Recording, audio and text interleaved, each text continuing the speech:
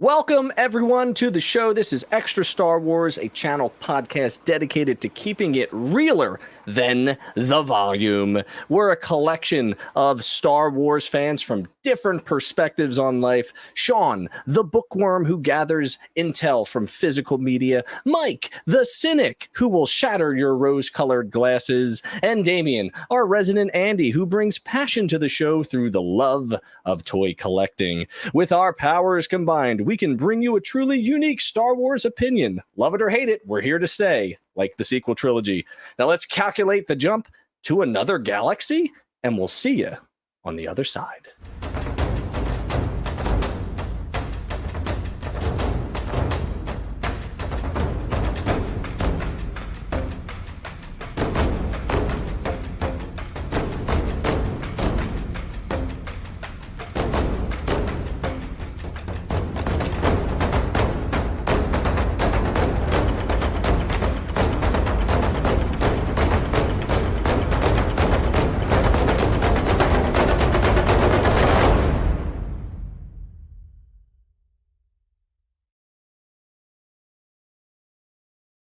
Welcome to episode Focus-In 117, everybody. We are back. It has been 101 days since the last post on the Extra Star Wars channel, and we thank you for your patience. It ain't easy being a dad of three, but we're back and we're better than ever. As long as everybody stays asleep in the house, we welcome back our resident nerds, Mike and Damien. Mike, give us the update. How you doing, buddy? I'm doing pretty great, except for the fact that I have to go back to real work tomorrow. I have a kindergartner starting next week and a pre-K 3. Yeah, he's 3. Pre-K 3 starting the week after that. So I don't know what my mother-in-law is going to do with all of her spare time now. boy, howdy. Maybe she can join us on the Extra Star Wars channel podcast show. And she can be our outlier. Damien, better than Ezra Bridger, loving the tagline. How are you doing, friend? Very good. I had to throw, as soon as anytime I hear Ezra, I'm always like, oh, that 90s band that had 2 hits that I still love to this day. So yeah, I'm glad some people out there will probably get it. Doing good. Got a kindergartner almost, or she's pre-K now. So she missed the cut because of her birthday by like a marginal amount, but they were like, no, we can't take her. So another year of pre-K. So she's just going to be a genius kindergartner next year. Dude, she was a genius kindergarten. Like she was a genius pre-K-er last year. Now this year, and then next year they're going to be like, wait, why are you here? Oh, wait, because we have this weird system with birthdays and everything else. So there we go. But it's cool. She has one more year to just kind of be a kid and enjoy herself and not have to worry about the stresses of kindergarten. Although I would love to have the stresses of kindergarten instead of adulthood at this point, but everything's good, man. Just getting ready for fall finally, too. Get out of this hot weather.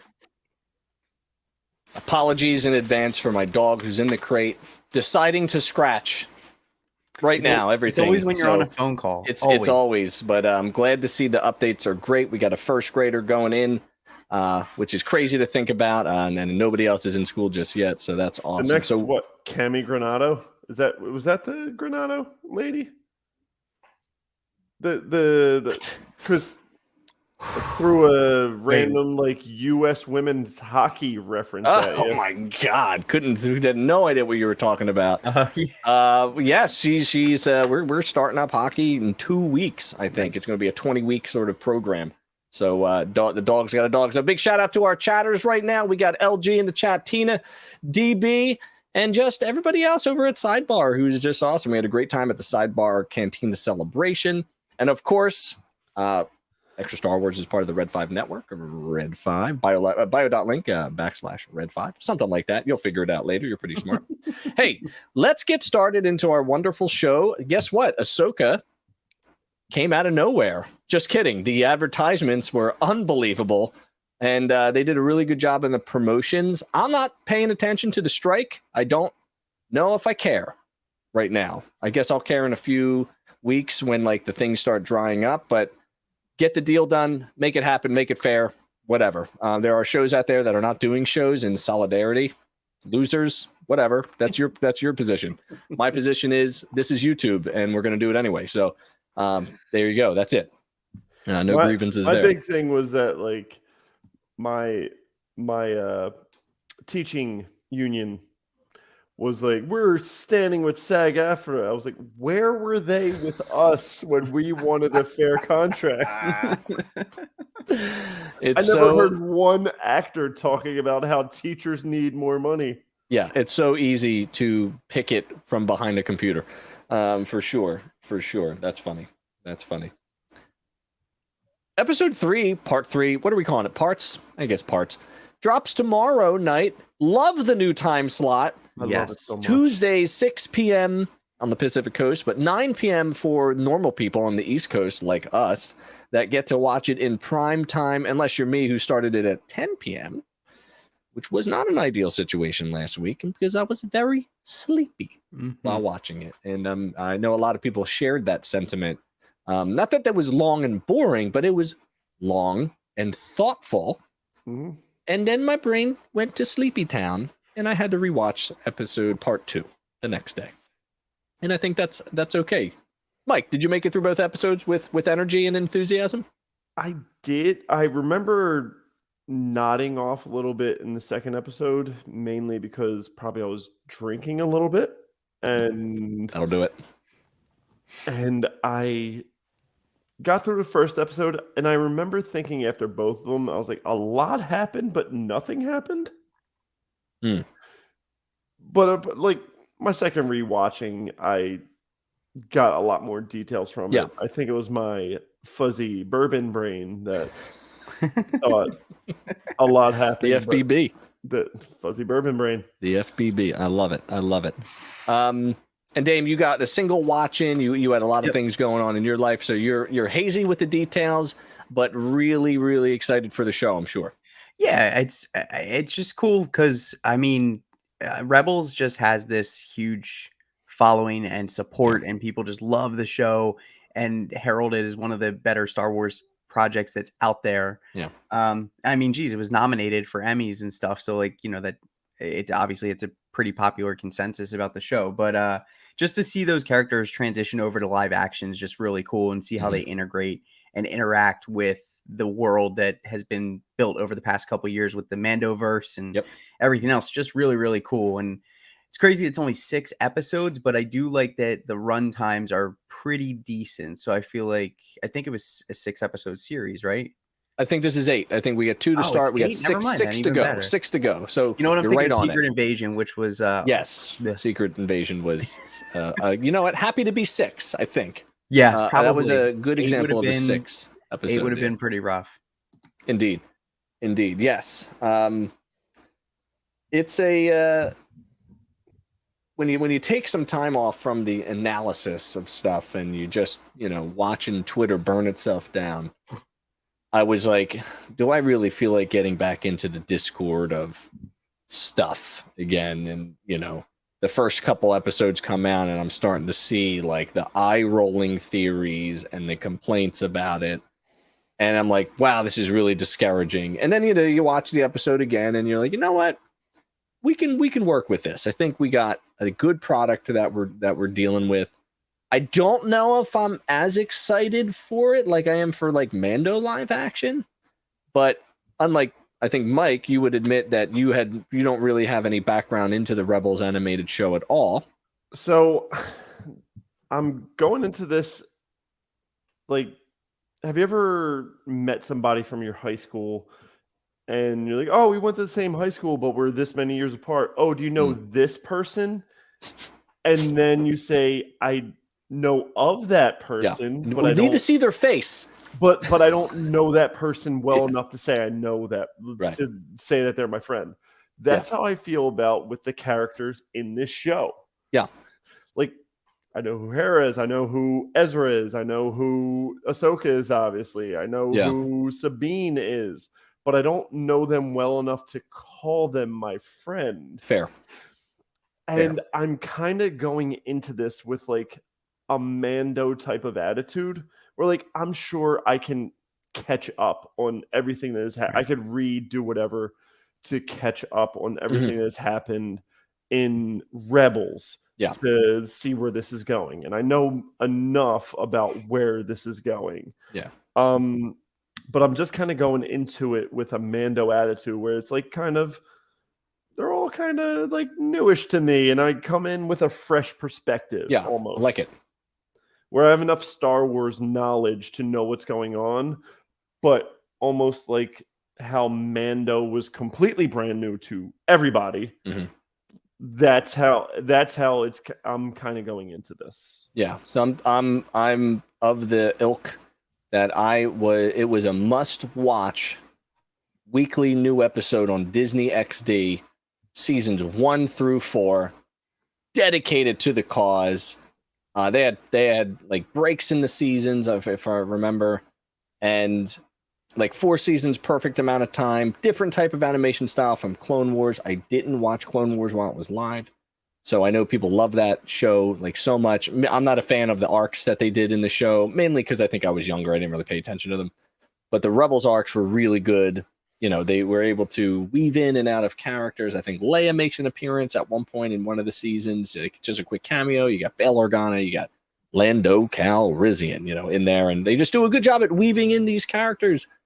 And just some devastating moments in this show in Rebels, and it's like we should probably do a Rebels rewatch.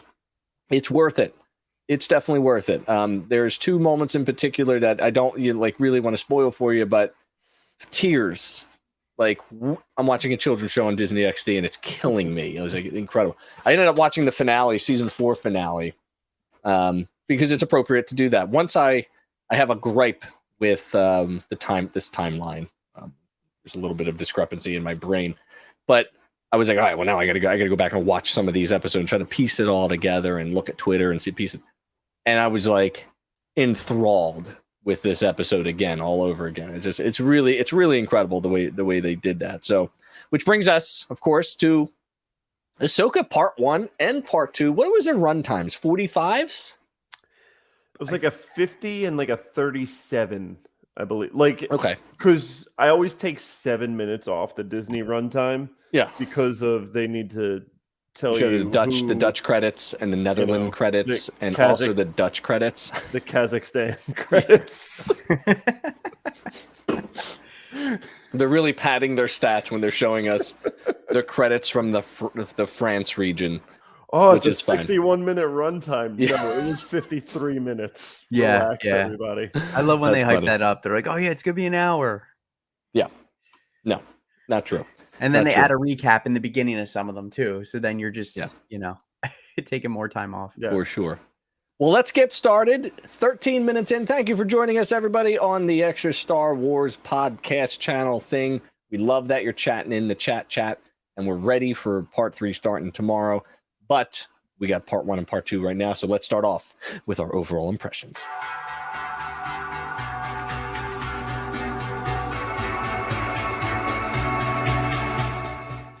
They're not as fancy as last time, and I didn't have time to make them more fancy, but I am enjoying overall impressions. That's coming soon. Ding. We need the ding. That's coming soon. Hold on. Do I have the ding? I have. It's not the same. Okay. Here's my overall impressions. You keep it nice and short and sweet. Well, before we get into the overall impressions, I think it's important that we cover maybe like, hey, there are lots of characters like Mike doesn't know about, and we may want to just kind of mention them by name. Of course, we have Ahsoka, we have Sabine, we have Hera. I'm putting Chopper in because I don't know if you noticed this. He was speaking English. Okay. Yes, he was. Balin, Shin, Morak, Morgan, Huyang, and the people of Lothal. Like, that's really all I got in terms of like major characters that maybe had speaking roles. Is there anything else? Anybody that I missed? What about the droid? Huyang? The Jedi droid. Yeah, I think, is it Huyang? Please correct me. I'm thinking It's of saying Huyang. Yep. Okay. I just know because David Tennant voices him, which I love. Yeah. David Tennant, known Death Eater. Watch out for him for sure. Former Right, doctor. Wasn't he in Word of the Phoenix? That was him, right, or something? Goblet of Fire. He was in Goblet of Fire. Oh, in the Harry opening. Potter. This is Harry Potter stuff. You're not Yes. speaking my language. Damien, I thought you would know this, man. I'm You're really right. disappointed. No, I'm you're disappointed right. in you. You're right. Right And now. I just always think Doctor Who Yeah. with him Wasn't He's the one also that he would Jessica do the- Jones? and Jessica Jones. Yeah, he was the bad guy. That's a good one. We're doing good here already. Overall impressions for me, it's a solid 2-episode premiere with classic beats, new opportunities, and questionable timeline snafus. Dame, overall impression? I mean, I liked it. You know, good. Like setting up what the next few episodes are gonna entail. So I like that. Catch up with Ahsoka since we saw her last. Really good introduction to Sabine. So you know, I thought it was pretty good, and I like that they dropped 2 episodes too. I hate when it's 1 episode a week. I like for the beginning of a series, drop 2, really get us engrossed in the world, and you know, have us kind of at least know what direction the show's heading. Good point. Yeah. Mike? I pretty much gave you my overall impressions right before Thank you. dropped the overall impressions. Like I said, I very much enjoyed it because I went into it with fresh eyes because I'm not very versed in the Rebels lore. So this is good, meaning like I know the characters, I know who they are, I Yeah. know their backgrounds, but I don't know everything that happened in Rebels. So, like I said, going into it with a Mando type of feel where I'm like, I'll figure out what's going on as this series goes on. Yeah. And just love Balin. I'm sad for Ray. I'm sad for Ray. Seriously, yeah. Yeah, he would have been a nice character that probably wouldn't have made it out of the season anyway, but what a nice character explore. I do hope that we do have a Balin Shin origin comic series. I think that would be a nice medium to kind of to pad their story out a little bit. Would be neat. Oh, cool. For sure. All right, so overall, looks like we're pretty positive on it. That's kind of the feeling I'm getting from the Twitter sphere, is that people are pretty, positive about it. There's not too many mixed feelings as the baby rustles. Don't you wake up. I don't want to hear it. I am surprised because, like, even though these are established characters, you have 3 female leads. Yeah. So I'm kind of surprised that it's getting as much, like, praise as it is. Yeah. Interesting. I don't want you to gaslight this show, so we're going to move on from that. No, I'm not gaslighting it. I know. Like, every time it's interesting. No, you're right. Something, and it's always been like talking shit on Leia's character in Obi-Wan. Like the 3 of us are probably the only 3 that love She-Hulk. Like, what's wrong with everybody, dude? It was fun, man. Like, it's just you don't have to be a critic for everything. Like, I get it. Like, you could be critical of things, but that was just a fun, goofy show. Yeah. And you got like laid back Daredevil in it. It was fun. Like, it was just fun.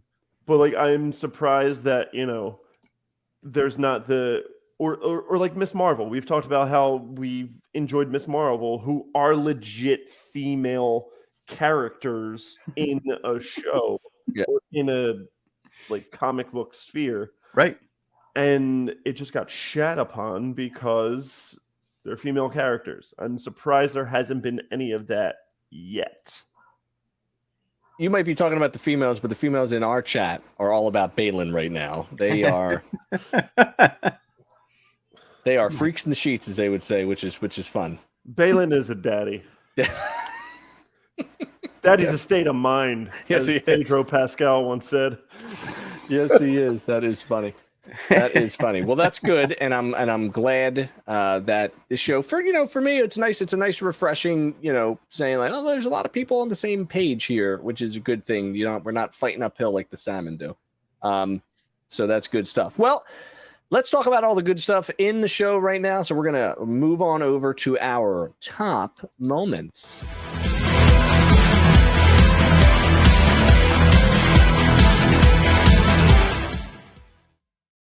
Got to work on the headline thing because that stayed on top, and I don't like that. But I need to do some jazzercising to that. A little jazzercising, yes, indeed. Felt like a beat cop in the 80s. Miami Vice style.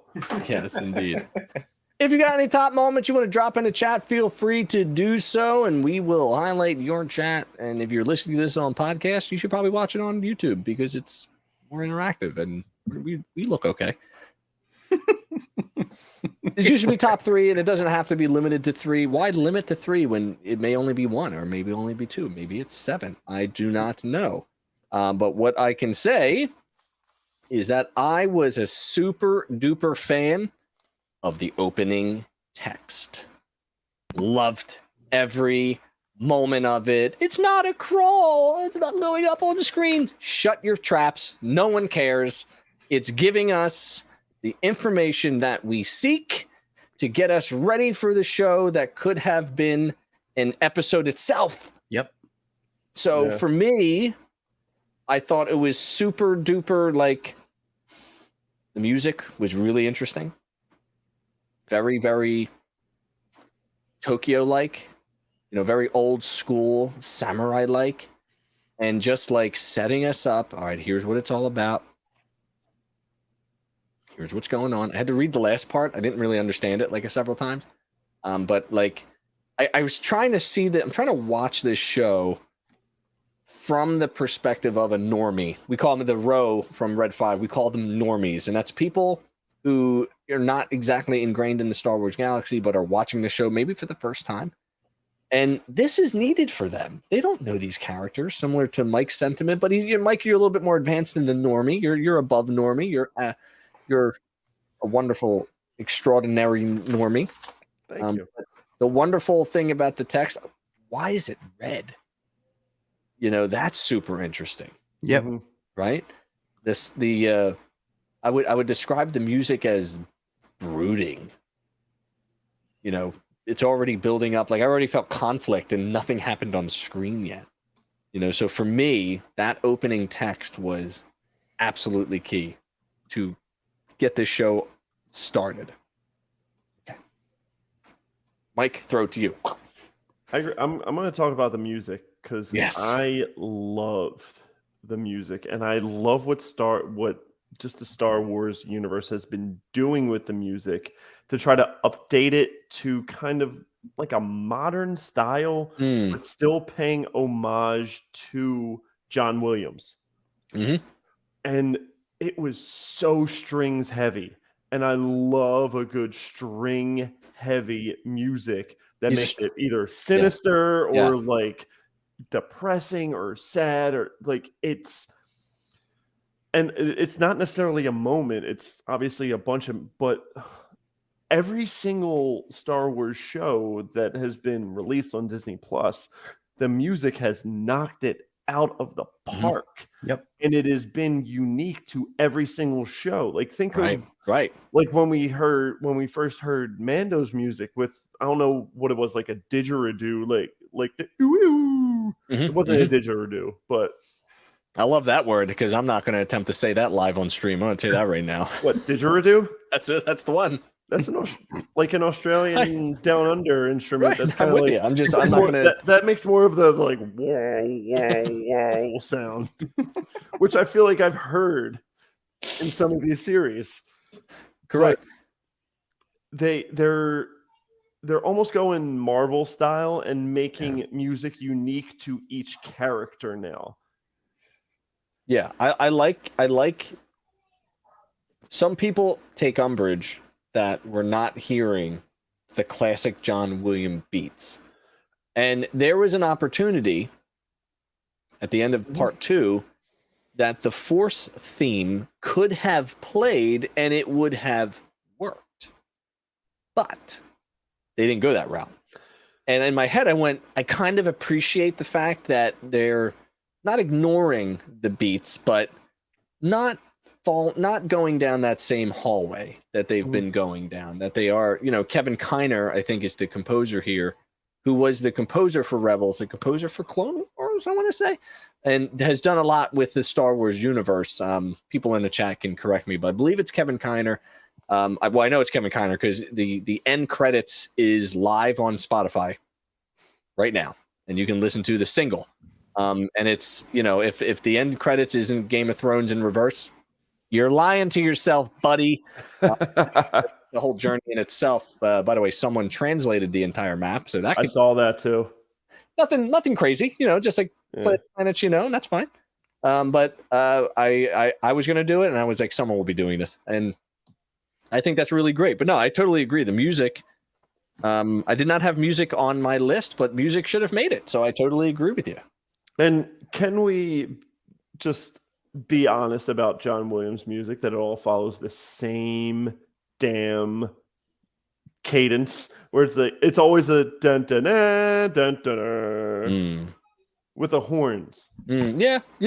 And you're a string guy. We just found this out. I love good strings. Yeah, you're a string cheese guy too, aren't you? Love a good string cheese. Come on. Absolutely. Do you peel the string cheese or do you bite the string cheese? Oh, I peel. What am I, a monster? I have to peel, yeah. If I bite, we're gonna put that in the chat right now. Are you a string cheese puller or a string cheese biter? Please put that in the chat. Biter or puller.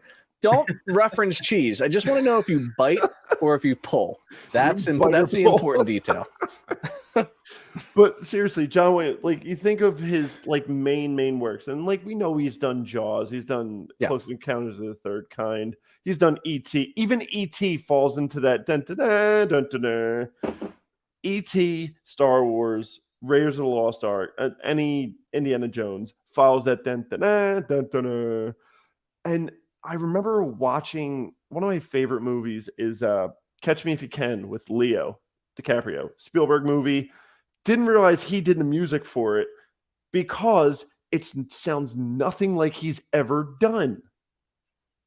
And I am happy that Star Wars is kind of getting away from that typical John Williams sound, but still in itself paying homage to that sound. Right.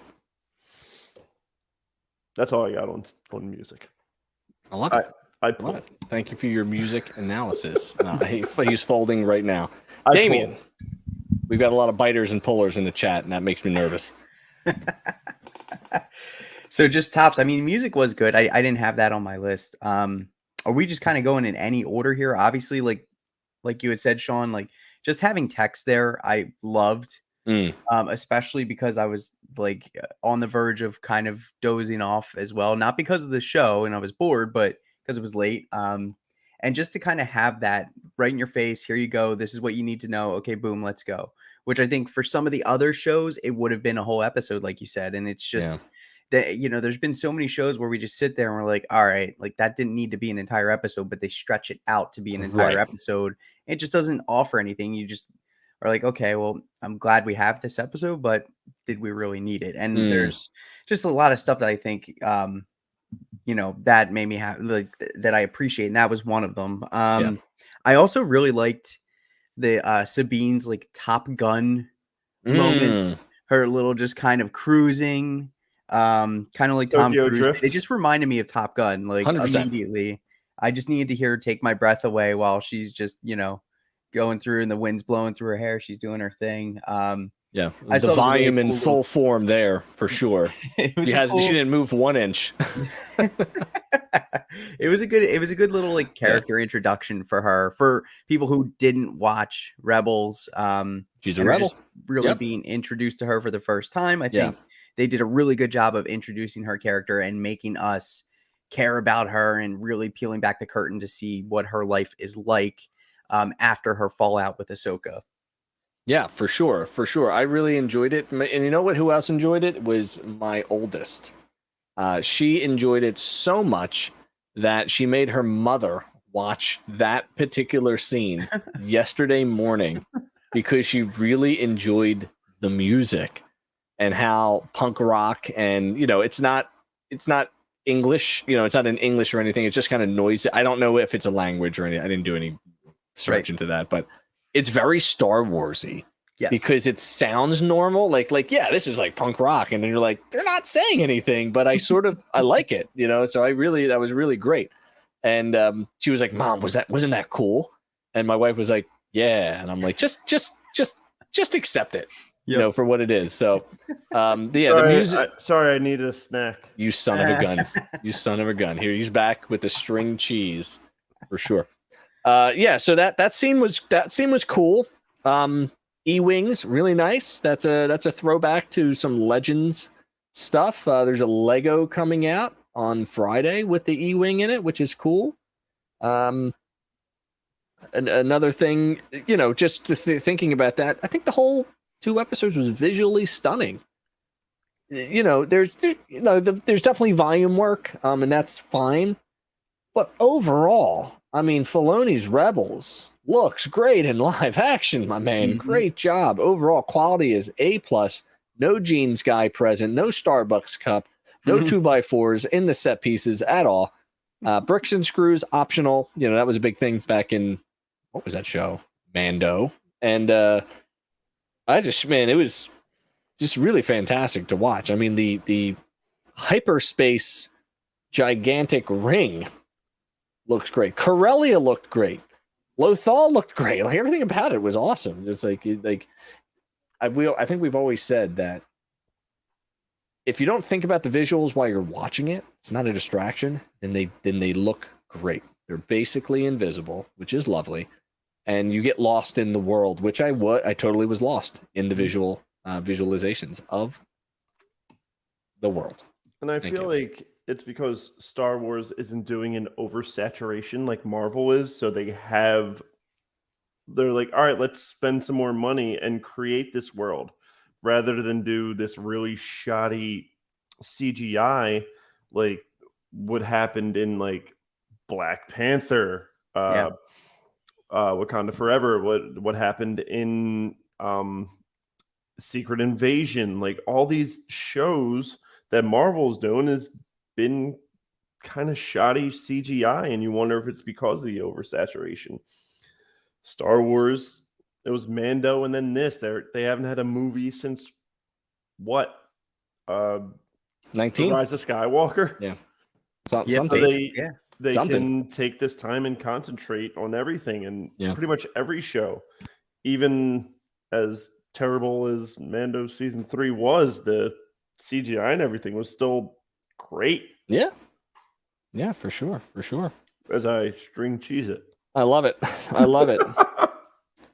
I got that the mystics in this show, I think, are the most interesting part of the show, because we sort of get an idea of the potential of what could happen if they dive into the. It feels, for me, they're bringing back the magic of Star Wars. Like, we've talked about in the past that these stories are in like the Ziploc grip of a format, and it's getting tighter with every story that gets sewn through there.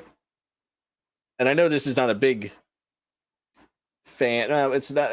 People aren't a fan of the idea that there's another galaxy out there, because it's an easy out, and that's fine. But I also like the idea that, listen, there's ancient stuff out there. It's also a setup to the Dawn of the Jedi, that series that they're kind of, thinking about putting together, the movie, I mean. And, I think Filoni, in retrospect, is trying to seed out some stuff that can be explored later on. And I'm here for it. I love the Mystics. I love the Night Witches. I love the idea that there are other Force users out there that do not follow the Jedi. And we already got 2 examples of it in this show. So you got 3 different Force users using the Force for whatever they feel like it. And it's a wonderful thing. Love the Mystics. And it didn't feel forced either. No. It felt good about it, for sure. I see what you did there. I worry about it, though. I worry about the whole because you're essentially setting up the Star Wars multiverse. Yeah. I don't think that's going to happen. That's going to come down in way seeking. But I love you for that. Because I just worry about it, because literally, oh, how did this happen? Oh, there's other galaxies. How did this happen? Oh, the multiverse. Right. How did this happen? Oh, the Flash can go between time and space. I mean, I didn't watch The Flash, so I don't care, but I hear what you're saying. I'm just going to watch it. No, it's an easy out. I mean, the World Between Worlds was a big Rebels arc. Do you know about the World Between Worlds, Mike? Yes. Yeah. So you're caught up on that. So that was like, wait a second, Palpatine can like see things that other people can't see, and he can manipulate stuff like that. And then they close that loop really fast in the show. But that had ramifications. Like, well, we could just adjust some things if you needed to. If if it's like a one-time use thing, all of a sudden Ben Solo is alive. And because the world between worlds, and that gets a little icky. And there's something to be said that we are following the formula, and it's important to follow that formula in terms of keeping it sacred, to what we know. And this is shaking that up a little bit, and I think I'm here for it for sure. That's fair. Yeah. Any more top moments from the gents here that we can chat about before we move on? I liked the opening, the whole bridge scene with Baylor, or Balin. I'm sorry. Yeah. And it kind of reminded me of Rogue One a little bit with Vader. It was just a really good character introduction for him. And it's a shame he passed because he just nailed the role. He's just very entertaining and very, very good. And I kind of liked his motivations and his perspective on things, and how there's like shades of gray with his motivation. It's not just, good and bad. There's all kinds of things that factor into it. But I really liked his introduction a lot. And I just loved the action in that opening sequence and the rescue. I thought it was really, really cool. Yeah, it was a real... I mean, clearly he was Filoni was paying homage to Vader's scene, down to like the quirky off-key piano music. And it was great. I mean, everything about it was great. It wasn't fan service. You bet your Lothcat it was. But it, very kind of like weirdly robotic, which is interesting, But I'm here for Balin. I'm super curious as, we are no Jedi. Why does your Padawan have a Padawan braid? What's going on there? Like, that's a very specific thing to have when it comes to the Jedi Master Apprentice sort of relationship. And why does why does Sia have a Padawan braid? I just don't understand like that what's going on there. I think it's pretty cool. Did you just make a pop culture reference? I did. How'd I do? Did it work? I was like, wait, he knows who Sia is? Did it work? Yes. He's unstoppable. I am. Yes. Stop it. All right. But in fairness, it happened to come up in a Spotify playlist called Mood Booster, and I was like, oh, I remember this song.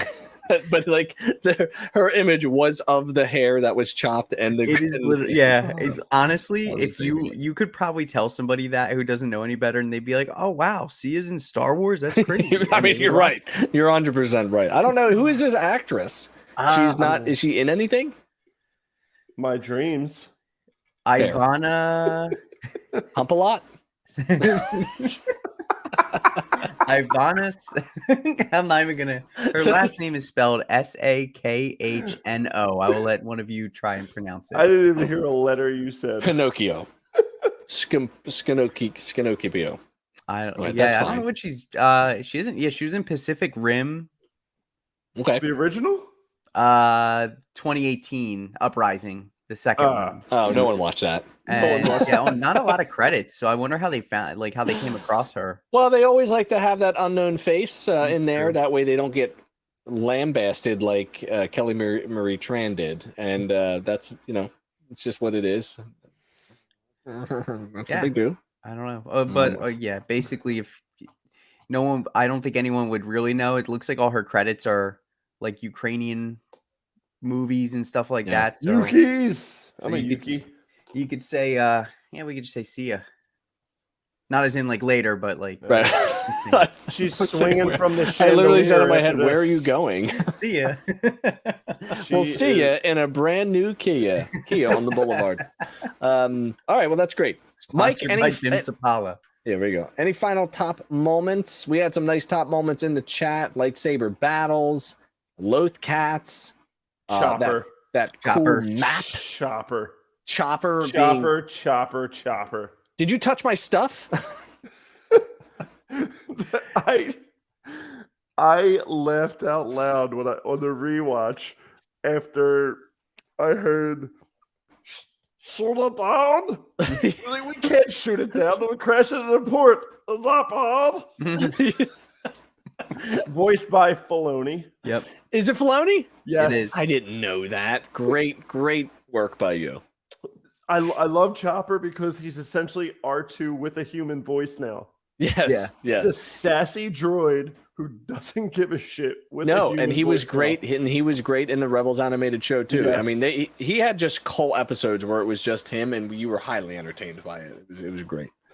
Yeah, for sure. He was fun, and I like the animatronic. I just said it right. Why am I drawing a blank? Yes, Lothcat. I thought that was pretty cool too.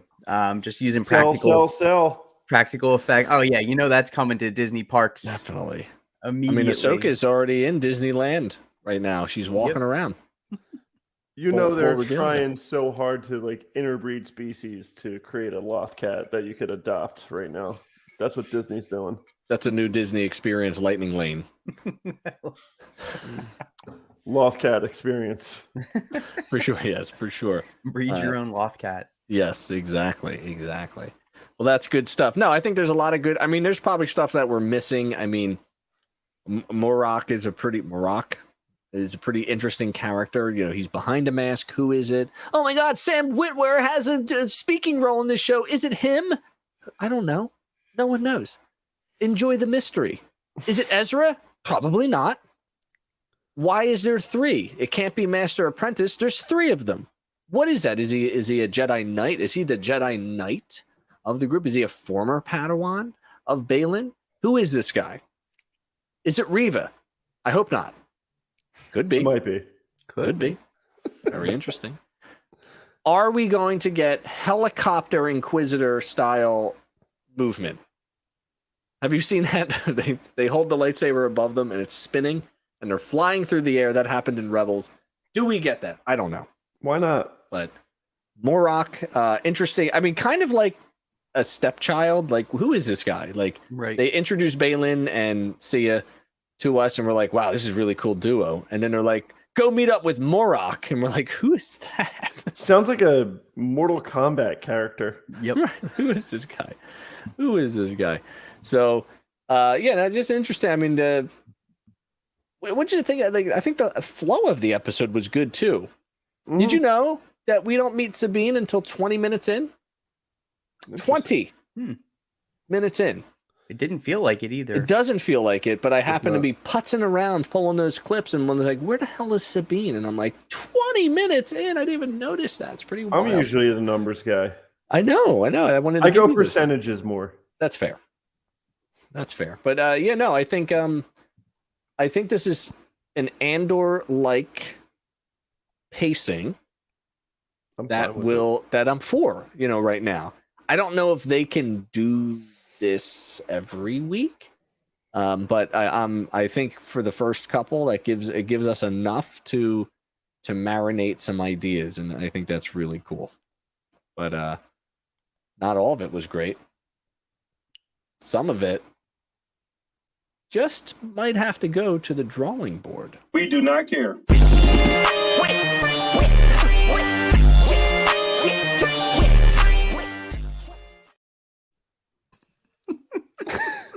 That was my favorite one. I love it. We do not care.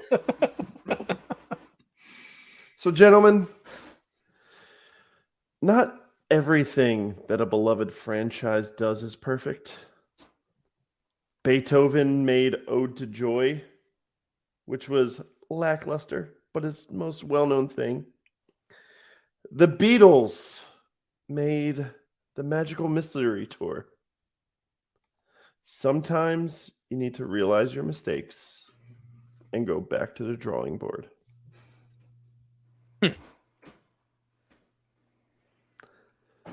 I have a few, as the youth would call them, icks with this episode. Damien, do you have any icks with this episode? With these episodes? I'm sorry. So the only thing that kind of bugged me, and I know we talked about it, was just the kind of trope of the grumpy Jedi master Because like Ahsoka was very not bubbly, like over the top bubbly, but she was definitely more like light spirited when we saw her in her previous live action roles. But in here, she just kind of seems like following that trope of like kind of grumpy, kind of and I'm hoping they just did that in the first two, and it gets shaken off completely going forward. Now that they know what their mission is, they know what they're trying to figure out and trying to do. But that was just one thing. It's like, I don't know, why can't anyone just kind of be like a little bit happier? I know, given the circumstances, it just always seems like they do that with that type of character. And I agree with you on that. Like she was just like a grumpy curmudgeon, but I feel like they're going to kind of phase it to that like sassy, sort of bubbly Ahsoka, where she's like, where especially when she said to Sabine at the end of the second episode, Padawan, like she gave her that little sassy. Sean, is it Zoe Saldana or Rosario Dawson? I always forget. Rosario. We're saving that for later, but it's fine. And the running joke is I may have confused Zoe Saldana and Rosario Dawson. It's not a big deal. We don't have to bring it up. That's an ick for me. I'm embarrassed by it, and that's fine. A word that has been thrown around for Star Wars characters, the heroes, has been stoicism. They're very stoic. Yep. And I was like, heard of it, but don't know really what it means, right? And so I did a little Googling of it. And it's like, it's a philosophy, right? And it's the practice of virtue is enough to achieve like a well-lived, flourishing life. And I'm like, is Ahsoka doing that? Like, essentially, but I don't know. The endurance of pain or hardship without the display of feelings and without complaint. Is that what she's displaying right now? I don't know. Like, I also think people are maybe taking it a little too seriously at this point, but I kind of, she's definitely not playful. I think the word is playful right now. Something happened, it seems. And we need to learn about that character. But Luke Skywalker was so happy and he was so grumpy in The Last Jedi. Something happened that changed his attitude. And that happens in real life as well. But I agree. I hope she does get a little... I think their relationship... I mean, we're obviously noticing, and even though this is a drawing board, we're noticing that the relationship is not great. It's kind of like when mom and dad are... Like, they argued... And everybody can feel the tension in the room. And like, you ever been at somebody's house and the other kid gets yelled at and you're like, that's not how I would have handled it. And you're kind of just like, that's not what I would do, and it's a little awkward, but you're all living your life. Yep. And that's kind of what I'm noticing about her, that she's sort of not herself. The way I know her, the way she grew up in Clone Wars, the way she was in Rebels as this legendary fulcrum. Even in Mando and Boba Mando, she was still kind of like, I mean, it's the same within the same couple years. That's what I'm saying. And that's where one of my icks is like, the timeline is like, well, hold on, when is this stuff happening? Because she's like all bubbly with Grogu. Grogu, oh my god, I can't train him, but he's like the cutest thing ever. And then like Sabine is like, what happened? So like that's kind of where.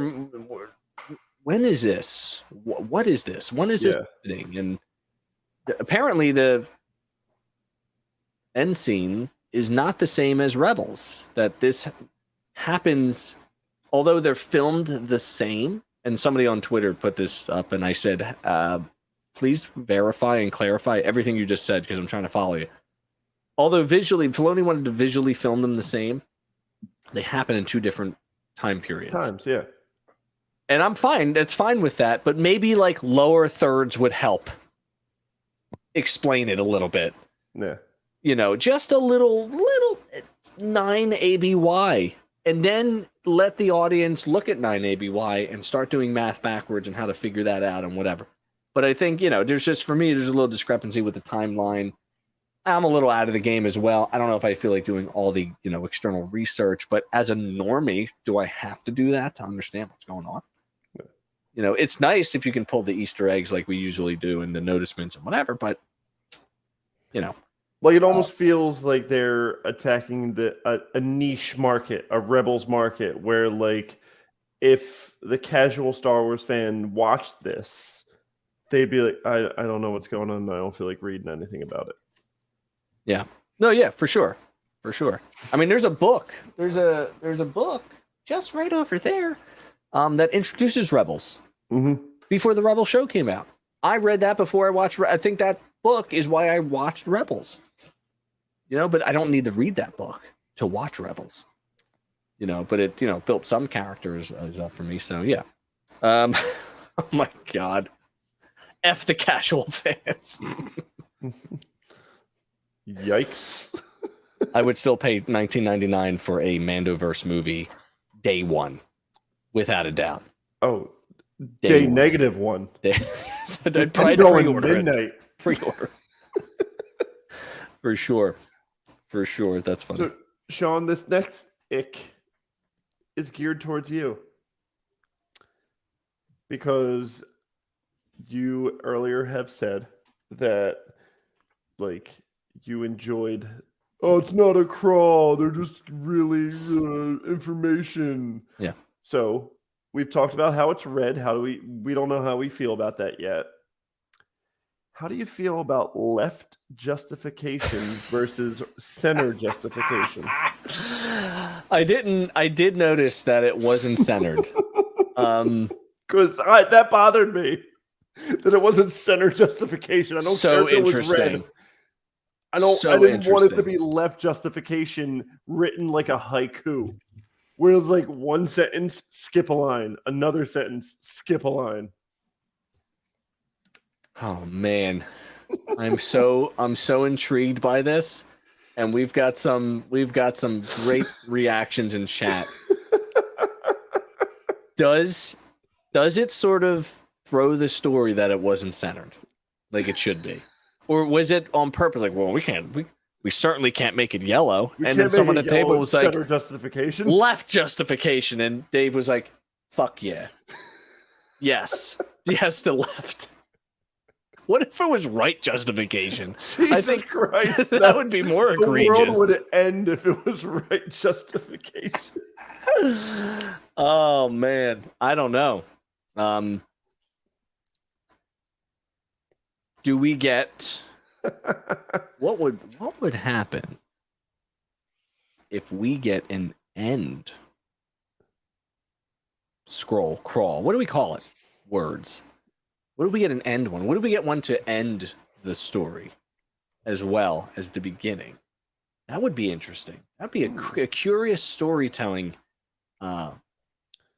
strategy, wouldn't it? Instead of like a post-credit scene, you get a post-credit scrawl. Yeah. Crawl. I like scrawl.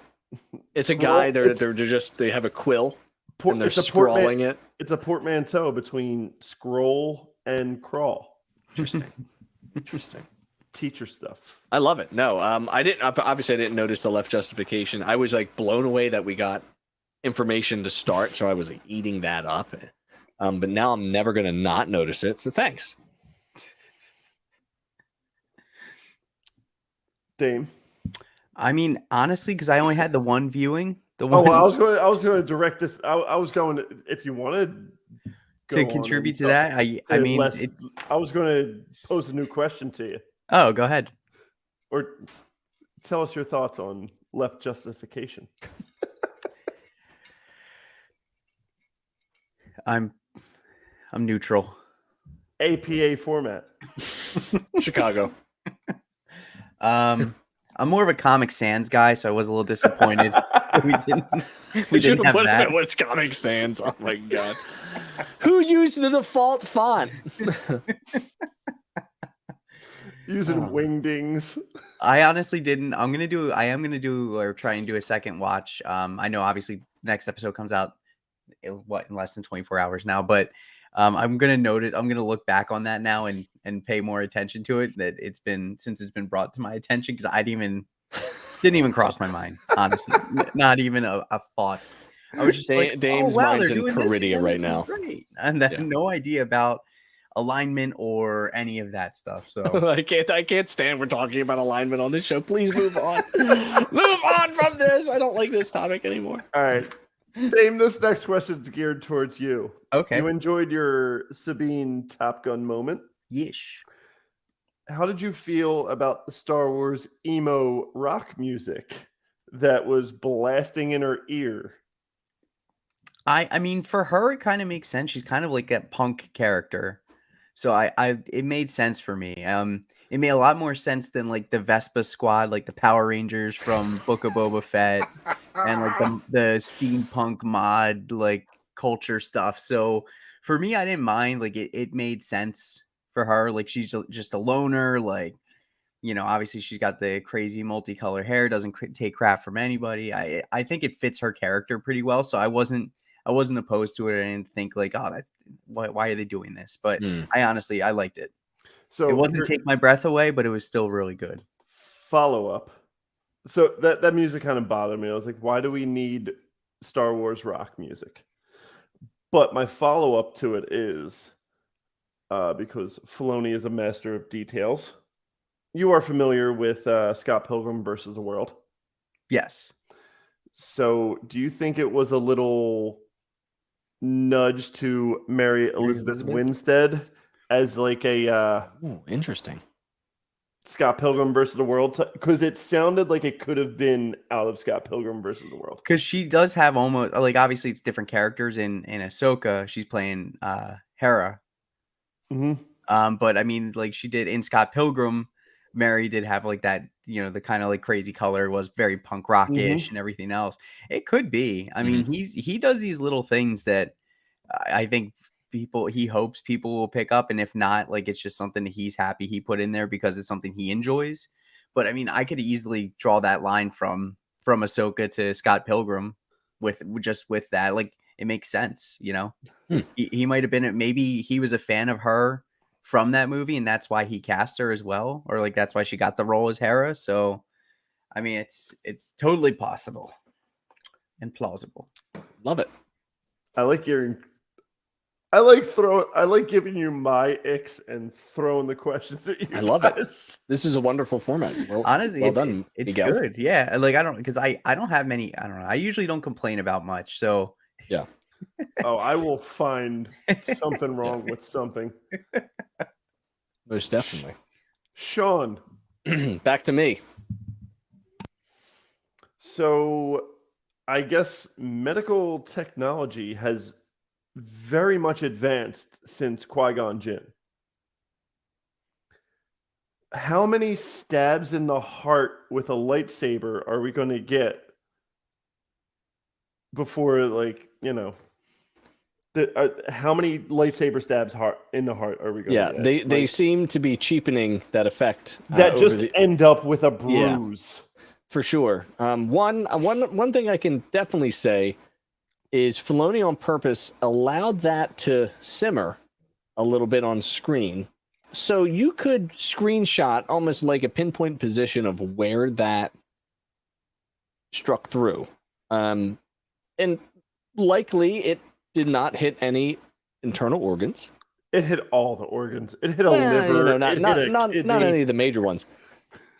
But another thing we think about is that, you know, the lightsaber is so hot that as it exits its wound, it's also not bleeding, right? So that's something to think about. And Ahsoka is like on her way, so she's getting the medical attention immediately. Unlike Qui-Gon, who, you know, Maul probably did that whole military knife thing where he like stab, turn, you're not surviving this. And then Obi-Wan's just distraught about it, and there's nothing he can do about it. And also, something that I read on Twitter that I thought was an interesting take was that's the end of Qui-Gon's narrative, and this is the beginning of Sabine's. And it's always up to the writer on whether or not the person survives. Do I believe it? No. Was I shocked she got stabbed in the stomach? I'm like, whoa, that's pretty wild in the episode 1. But again, we know Sabine's like going to be a major character in this because we're Rebels people. But someone watching this on the outside going, damn, they just like stabbed this girl. And she survived it almost immediately. Again, sort of cheapening that trick and kind of reminding me of the whole Chewbacca is dead. Just kidding. He's not. But we got you. For a second. So I wasn't a fan of it myself. I think it could have been. I don't think we needed a killing blow. I think a well orchestrated retreat from Shin or whatever would have been more appropriate. I don't know, the T6 Jedi shuttle coming in, firing a few laser blasts, bang, bang, she's deflecting and she's out. Like Ahsoka gets there just in time, or something like that. I would have preferred that versus the stab, but I guess Filoni was going for like all-time drama. And like I said, I get that it probably didn't hit her heart, but it hit some sort of vital organ. And then like I'm in this. She didn't even go to a back to tank. Let's put it that way. Maybe she did. We don't know that. We just didn't see it. Maybe she had the fin technology where you're wrapped in bubble wrap. Do they have universal health care on Lothal? I would imagine the politics of that would be fine. I mean, did you see the celebration of a mural? I did. A lot of people in chat saying that it probably hit the liver, which is regenerative. Oh no, you put a hole in the liver. Sabrine looks like she's a drinker too. Hold on. Do we have to bring up Fennec Shan's tummy tuck that she had? Because that's kind of a big deal too. It was replaced with like a 3D printed. Right.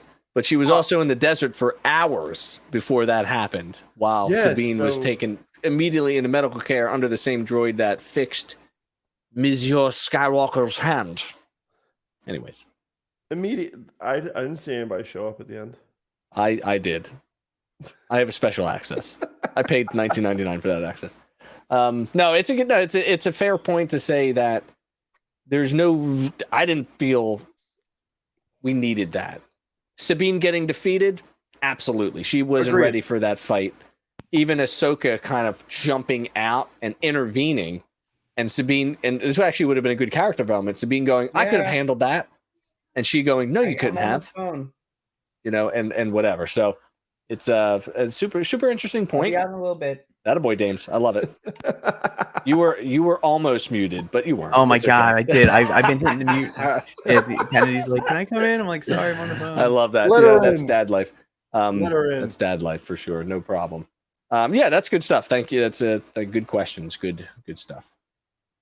Dame. Yes. Why does Hu Yang not have a letter and number after his name as a droid? I don't know. I didn't even think. I have no idea. It bothered me. I don't know why it bothered me that he doesn't. Honestly, I didn't even think about that. I got a theory. Like DP69. Maybe he was like. Maybe it was like a OnlyFans. A human. Maybe they transferred someone's consciousness into him or something. So there was an actual human at some point. That's just me. Well, why they give him an Asian name? You went there. I don't know. But one thing that's interesting, what an interesting theory. Would you agree that they have established that he's been around for a long time, Jedi stuff? I agree with that. Okay. He was pretty knowledgeable. 500? Did he say 500 years? Like in the 500 years that I've been around Jedi, you're literally the worst. Great line by Hu Yang. Like just a W line from him. Let's just say that Hu Yang is great. Correct. Would you also agree that maybe as an original droid, he didn't need a number? So wouldn't he be 1 then? You don't know what Hu Yang stands for. DP1? DP. Stop saying DP. Not gonna. No, I don't know. Maybe we're missing something. Maybe somebody in the chat can do some Wikipedia research for us. And does Hu Yang have a number designation? And the reason I say like why they give him an Asian name, because I actually knew someone from my high school whose name was Hu Yang. And did he also train Jedi? He did not. No. But disappointed. Did he also sound like David Tennant? Also no. Okay.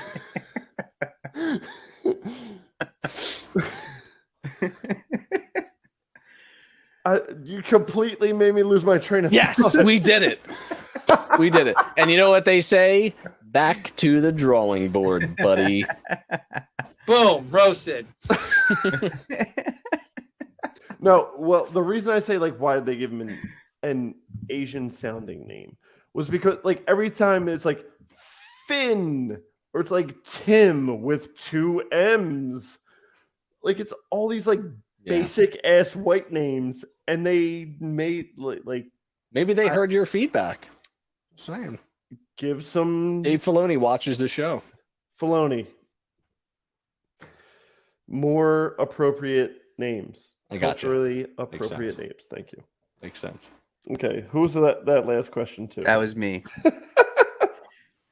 I never thought I'd be asked that. I had no. I asked the hard questions. Was not ready. I was. Why is this the longest segment? I have 2 more questions. 2 more questions. Sean. Yes. Jedis are all powerful. They can, see what's in people's minds or whatever. Yes. But they can't figure out an escape room clue with and she needed Sabine? Interesting. Well, that definitely sticks out as a sore thumb, as they would say.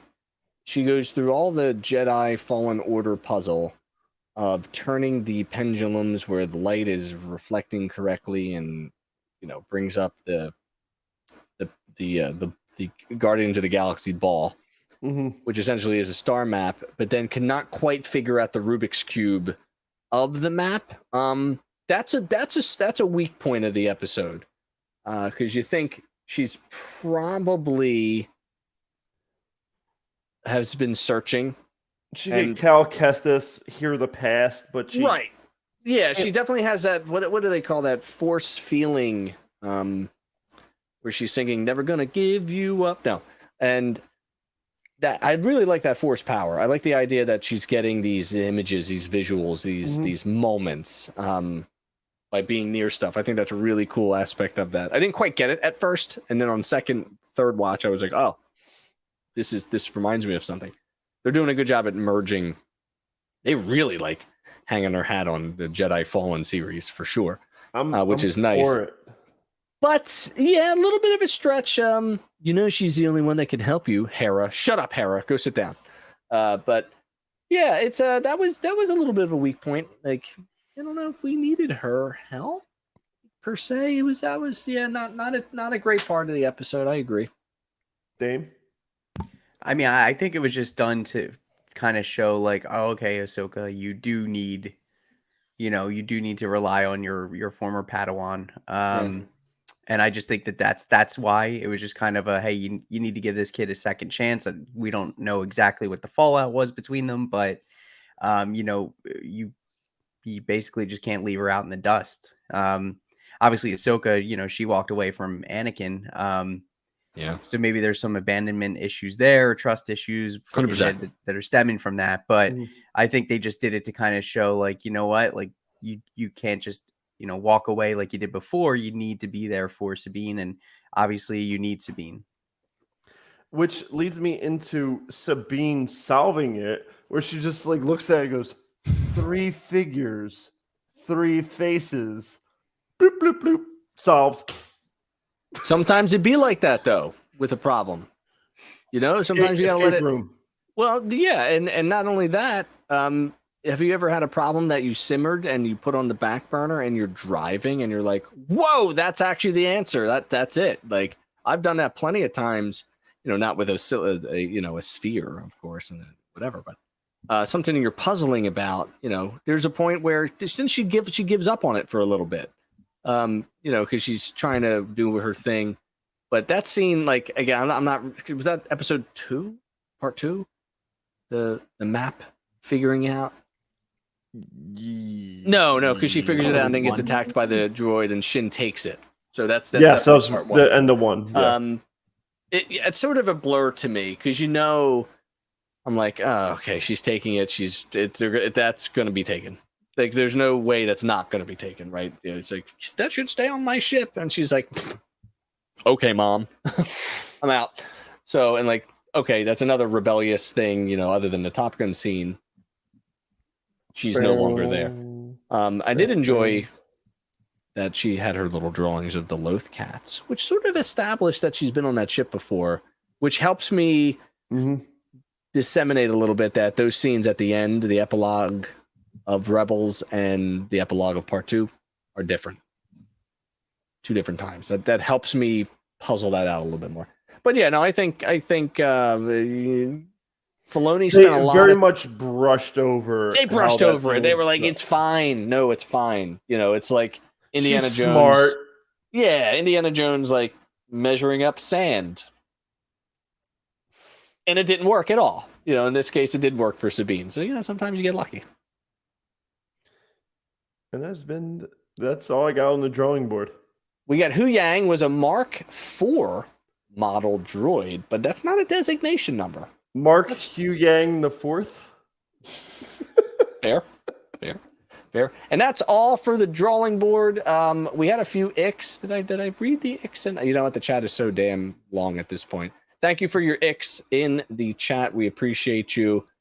We do have a segment called Ask the Chatters. So let's get on that right now.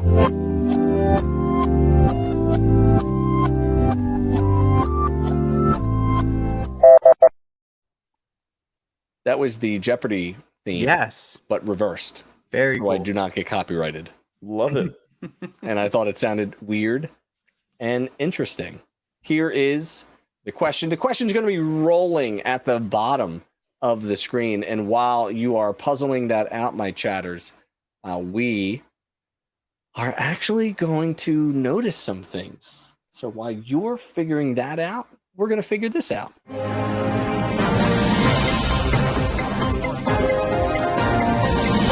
Noticements. Yes. We did it. We're back with the voiceover. I'd like to breeze through some noticements here as we're about to hit the 75-minute mark with a few minutes left. So I will tell you that HK droids are hot. Now, the HK droid, if you're unaware of the HK droid, a little tidbit is that I believe the HK droid was first introduced in Knights of the Old Republic, which was a PC game that came out in the early 2000s, 2003. Maybe that 2003 is the number that's coming to my head with doing no research. But if you've never played Knights of the Old Republic, it is one of the best Star Wars games. Not quite open world RPG, but it is an RPG that has progression to it. Probably you want to play the remastered version of this so you're not like dying on the graphics, but it is a great game. And the HK droid, you get like playable, not a playable character, but he is a character that can battle for you in it. And he's super sassy. So the HK droid is a wonderful, wonderful sort of bridging to that Knights of the Old Republic story. And I appreciate that. Damien. So I noticed there was a mention of Home 1. Ooh. Which was that's Admiral Akbar's ship. I noticed that, and I did also notice, and this is from me playing the Fallen Order games and stuff like that, that when Ahsoka was like first kind of trying to do the puzzle stuff to find the spear, there was like those echoes, those voices kind of explaining like events that had happened there previously before she was there. And that was like something that you experience when you're playing the Fallen Order video game as well. So I thought that was kind of cool because I don't know if that was in anything else that I can remember, any other shows. But they really seem to be throwing a lot of cool stuff that was, either introduced or heavily featured in the Fallen Order games into like the live action, which I really appreciate. I thought she was going to save her progress when she knelt down on the symbol and respawned all the enemies. That's what I noticed. Yes. But no, definitely got some Fallen Order. I have not played Survivor yet. I hear it's ages better than Fallen Order. Like it's not even a competition. Like everything about it is better. So that's one thing that I gotta play. Mikey, what about you, buddy? A couple of. I noticed a little bit more of the use of piano in music, which I enjoyed a lot. Clank.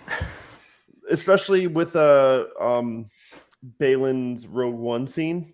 Yeah. I love the little use of piano. It almost gave it like a horror, like there's a little Imperial questioning theme in there, like, wasn't there?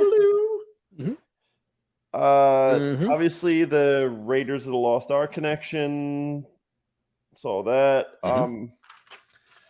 Game of Thrones connection with the end credits. Yeah. Heavy with the strings, and even like witches or night sisters of Dathomir.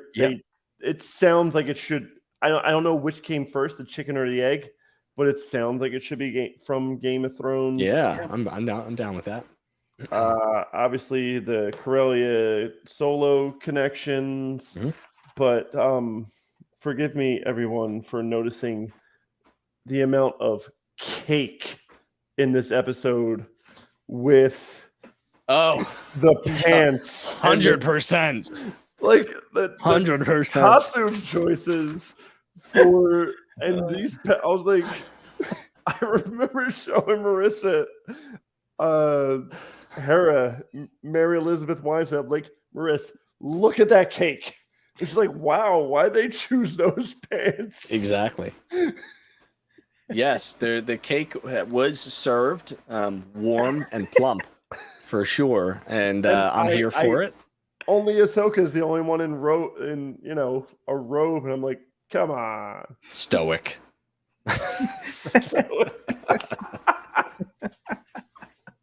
That's great. No, when I saw that trailer, right, and you get like, it's like couldn't be more in your face, and I was like, whoa. And then for a minute, I definitely thought they CGI covered it up, knowing that it kind of got a little bit backlash. And then when I was rewatching the scene, I noticed that they didn't change anything. And I was like, that's just Star Wars is for everyone. There's a lot of butt. There's just a lot of butt. That's great. I love that. That's great. Final notices before we move on. No, I think Mike's took the cake. Yeah. That peach. Well, thank you for your notices. Thank you. Keep those expectations coming in. I am starring your comments, and then we're going to go over them in just a few short segments. We got 2 segments to go. We got Way Seeking up next.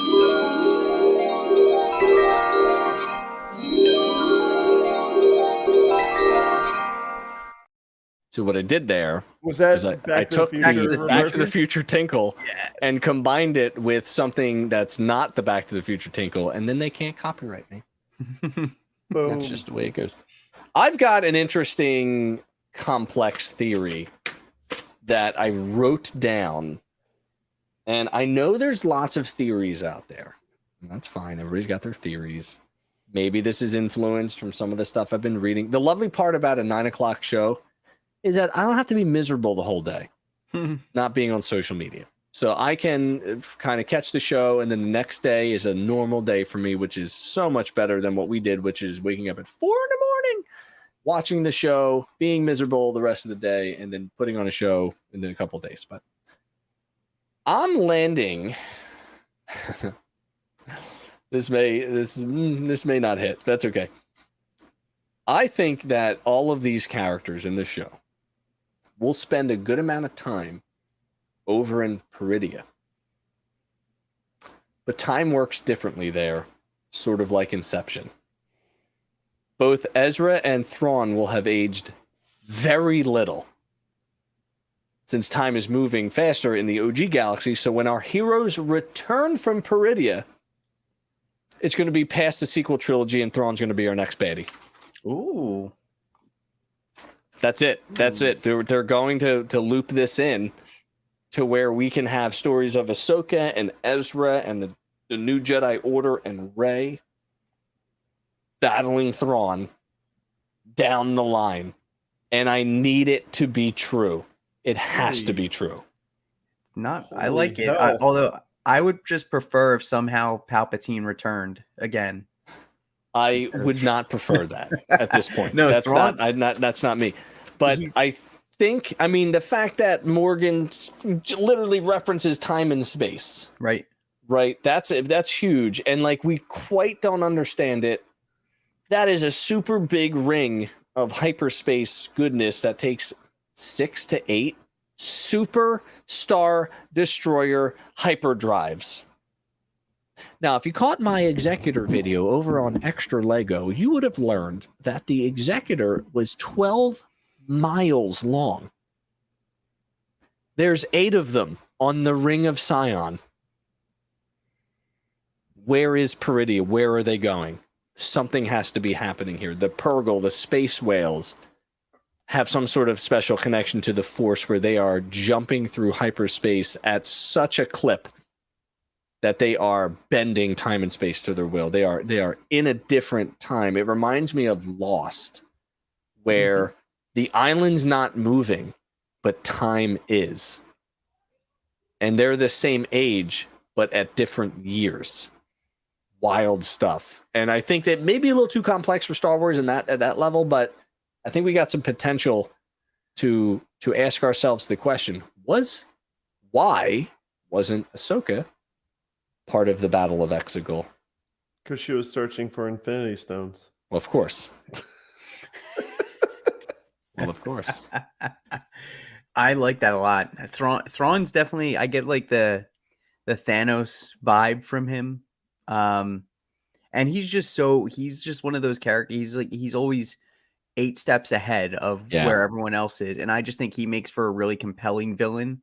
And I would hate to see if it's just a one and done with this series with him. It would be so awesome upset to draw him out and have him expand into the movies. Like, I think that would be really cool. I don't want to see him as a means to get the Sith fleet up and running for Palpatine.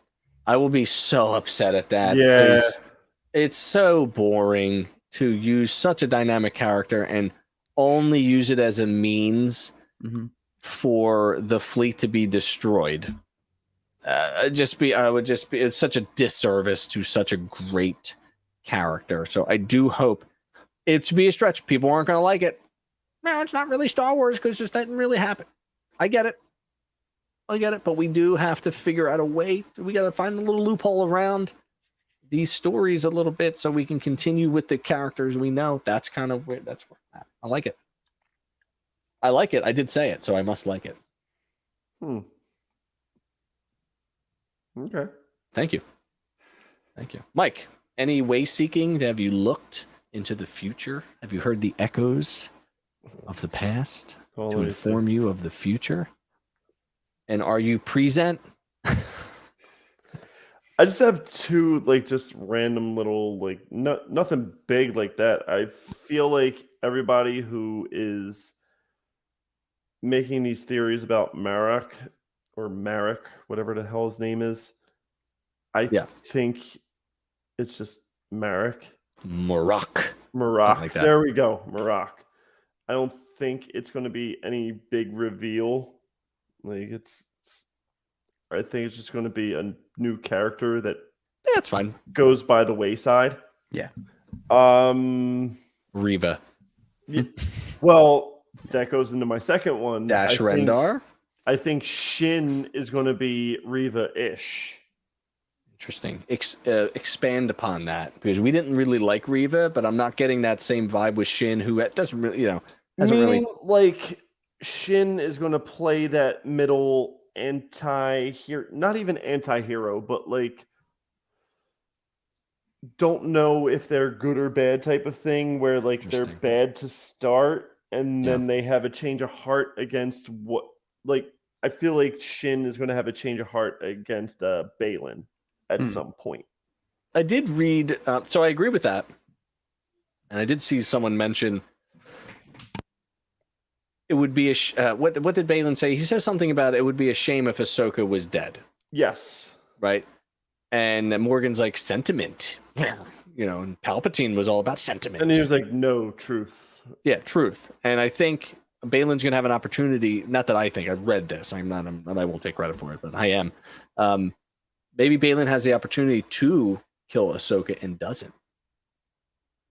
And in turn... And then Shin kills Balin. And then does this. Cuts the braid off. Perfect Bob. Yeah. Perfect Bob. Bang. Same thing. She goes... with the Inquisitor's blade that spins. No split ends. No, definitely no split ends, for sure. And my last little prediction for the series is that there are not going to be any cameos from the Mandoverse. The Luke discourse has been hot on Twitter of whether or not, if Thrawn is such a big baddie, wouldn't Luke be involved? Not if they're in another galaxy. I rest my case. Yeah, so I don't think Din shows up. No. I don't think Grogu shows up. No. I think they're going to let them have their own thing, similar to like Andor, where we made crazy predictions of who would show up on Andor, and no one did, and it was great. Arguably the best of the Star Wars shows. Yep. Yeah, I'm down for that. I think every show needs to be unique upon itself, and then we go from there. No, that's a good point. Dame, are you way seeking today? Are you getting your incense out and calling to the spirits of the unknown? I have a liquid hot way seeking vision here that we're going to see Hayden Christensen. We're going to see Hayden Christensen for sure. That's I'm just kidding. He was in the trailer. That was not. Well, hold on. I may have read that there's an episode 5 cameo. Clearly she has echoes of the Force. Right. I don't know. Yeah, we know we're getting Hayden. We're getting something. We're definitely. I mean, he's in every single TV spot. I couldn't believe that trailer. I didn't watch a lick of the promotions. Nothing. I was going in really blind, and then I just saw him trending. I'm like, what the hell is he trending for? And then I watched a promo, and I was like, yo, that's payday for my guy Hayden. Are you kidding me? The redemption tour continues for him. It's awesome. Unbelievable. I love it. So you kind of going off of the whole Merrick, more Rock, more Dwayne Johnson. I think they are hyping it up to be like, maybe it's Ezra, or I've even seen some people think maybe it's Cal Kestis, because we don't know what happened to him after the games or anything like that. But I do think it's just one of those, it's kind of almost like Phasma. Like they hyped up Phasma and all the promotional stuff, and then it was just a person. There wasn't any significance. I mean, obviously there was the book and things like that, but I don't really think there's going to be anything there. And I know that Ezra's flirted with the dark side, and Maul would always try and get in his ear, and Rebels to consider it, and he even interacted with a Sith holocron at one point, but I don't think it would be him. And I think that's what they want us to think.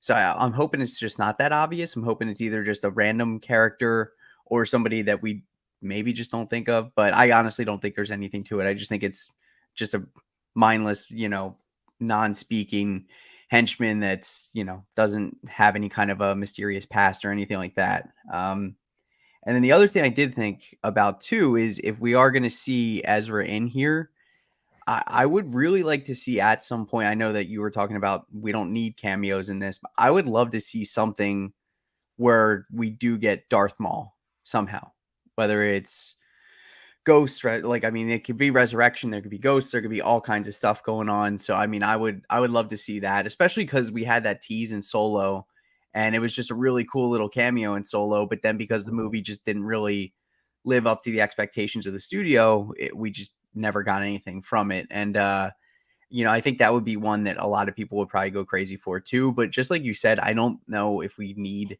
a big cameo to make this show. I think we have enough characters that we're familiar with and that we've been, dying to see in live action. I think we'll be good enough with that. Yeah.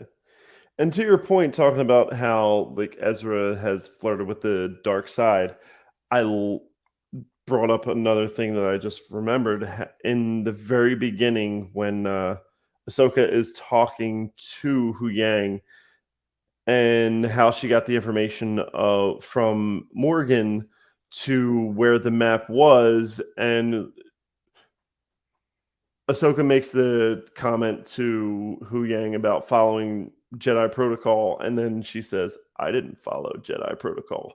So I love that sort of like gray area hero type of story where like, yeah, this is a means to an end. This is not me following one code or the other code. This is me doing what I need to do, good or bad, for the right cause, or the right cause in my mind. Yeah, I agree. They've done a good job with, like, especially in the more recent projects, like blurring that line. Because in the original trilogy, it's like good versus evil, and that's just how a lot of things were for the anything like that in the 70s, 80s. Like you had your good guys, your bad guys. There was never any kind of like morally gray area there, or borrowing from a little bit of this and a little bit of that, like you said, to find a means to an end. So I do like that they do that a lot, because it does make the characters more relatable too. Like no one's squeaky clean Boy Scout, Girl Scout, and everything else. Like there's layers to the characters, and I like that they do that a lot. Yeah. Okay, friends, good stuff. Any other way seeking, or we can move on to our final segment and then our chatter questions. To be frank with you, we are running out of time in Babyland. I do got one. Okay. So I was gonna wait a little bit on this one, but I honestly, with the whole Merrick thing I was talking about earlier, I do have a bold prediction as to who it could be. Dengar.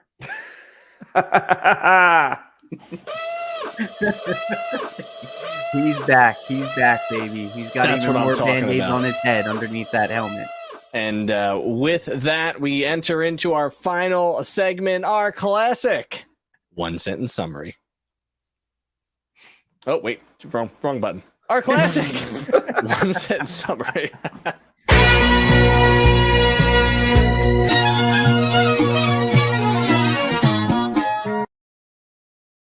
Grease?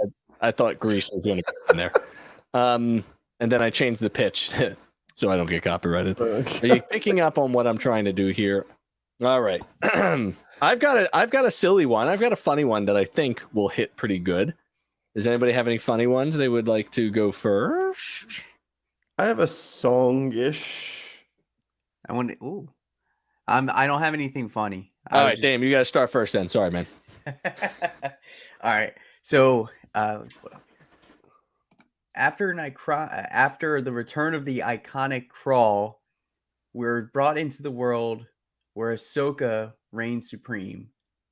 And that was it. Interesting. I'm just excited about that. Yeah, no, that's I love it. Love it. Down and to the point. All right, you want to sing for us, Mikey? It's not really singing, but I'm in the key of Billy Idol. With the rebels, yeah. I need to watch more. Ooh. That's not the same song. That is not Rebels Yell. I'll put it on the board next time. You should have told me. I would have prepped it. My god, that was the that's wrong great. song. I love it. We do need more of that. So mine is. Let me try to get through it. I had to change my pants after watching these two parts because they went from dry to Ahsoka.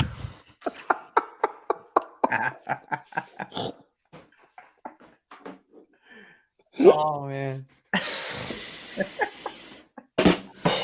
Thank you. That was pretty good. Usually my jokes are so. Well, what I did for you, I hearkened that. I used your line. And the early poll with 8 votes, I said Ahsoka ? Answer 1, a so-so. Answer 2, a YOLO. And 75% have deemed us a YOLO. But let's get back to Ask the Chatters, and we will wrap up the show.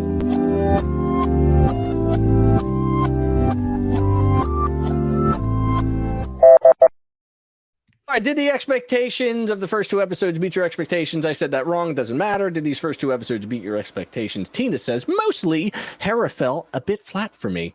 That feels pretty universal across the board. Hera, not as personable as her Rebels character. Yeah. I would agree with that. I'm not sure what's going on with her. Megan says, I mean, I had fun for the most part.